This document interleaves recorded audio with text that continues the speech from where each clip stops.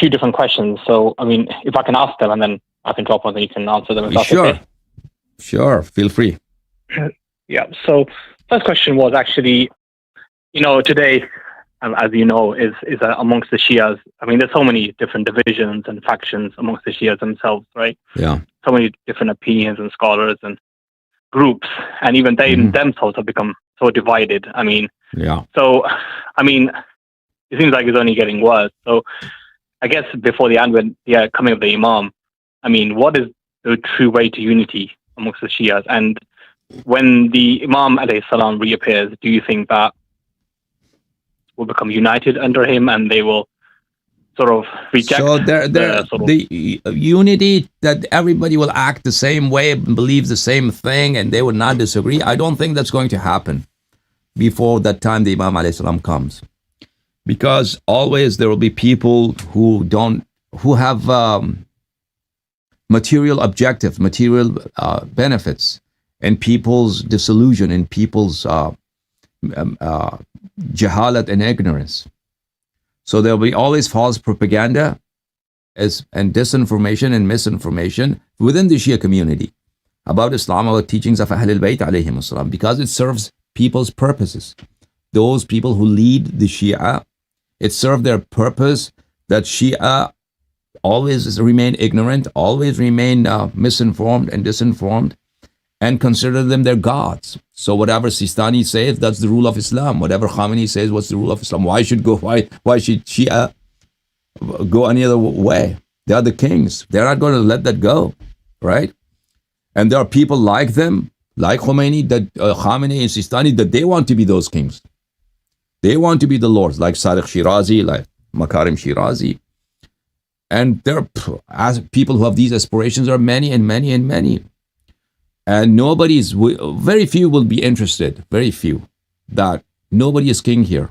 Everybody is a subject that has to follow Ahlul Bayt alayhim salam. And nobody's words is the law of Islam except Ahlul Bayt alayhim salam.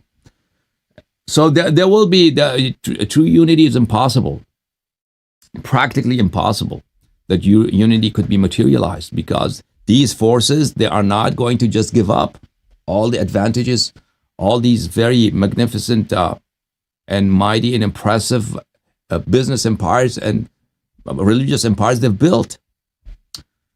And also, there will be, even if those people who follow religious texts closely, there will be disagreements amongst them also at some level, because of various levels of understanding of religious texts. But those kind of differences are minute; they are not very tremendous.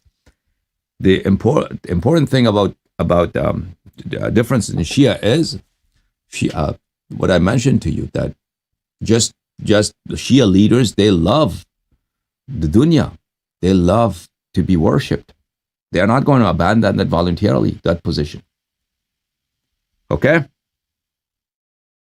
Makes sense. The leaders is one thing, but I think most Shia, at least whom I speak to, when you actually present the narrations of Ahlul Bayt and things like that, they're obviously quite open to learning, and even though from childhood they've been follow it, X person or X scholar, but most of them are actually quite open. And my sort of hope is that maybe not now, but inshallah with the reappearance of the Imam, at least that the Shias hopefully will be united and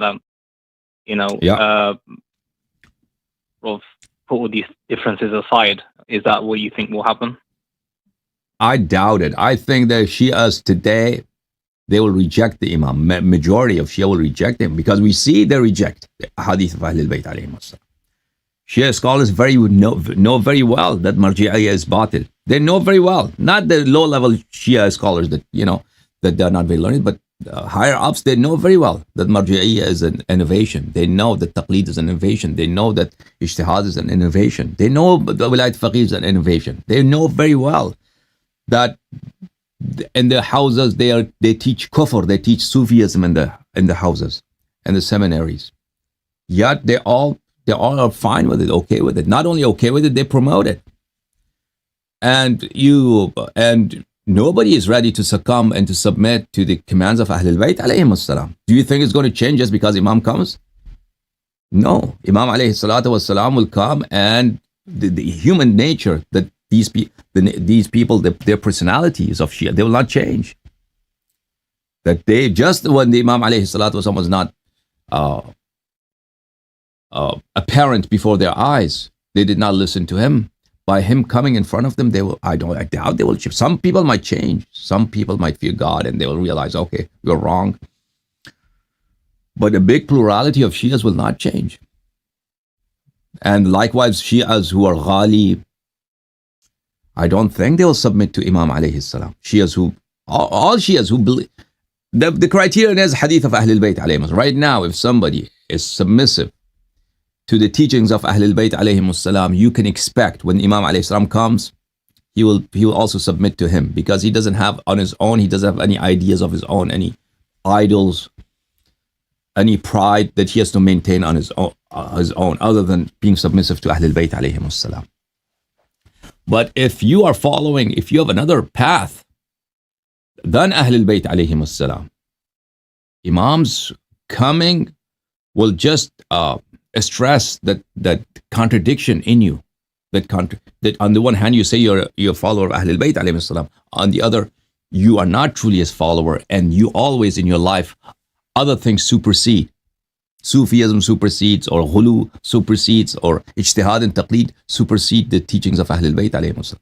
So I doubt that will change with the coming of Imam alayhi salam for a big majority of people. Yeah, I think as we see with your shows, and I listen to some of your stuff in Urdu, and your subscriptions is growing, and I think a lot of people, I think it's fair to say there is some sort of awakening, you can say. People who maybe 10 years ago used to believe what they believe, and now they're quite open. So, I mean, it does seem to be like a shift. Like you said, there's always going to be a group of people who are always staunch in what they believe. People who follow me, there are not too many. People listen to me. Everybody listens to me. Okay, everybody, all Shia scholars, they listen to me, to my speeches, my shows. When my shows are in Arabic and Farsi, even Sistani, Khamenei, they used to watch them. And I got reports from their own, from Miraj's offices. Their sons would tell me, they would call me during my shows. I mean, they were watching, they were talking and making comments. So everybody watches me. Everybody, right? When my Urdu shows, people who understand Urdu, they all watch me. We have Taqlidis, everybody watches me, but it doesn't mean that they agree with what I say, right?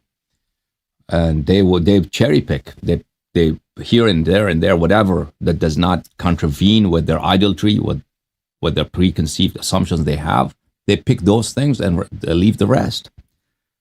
This has always been time-tested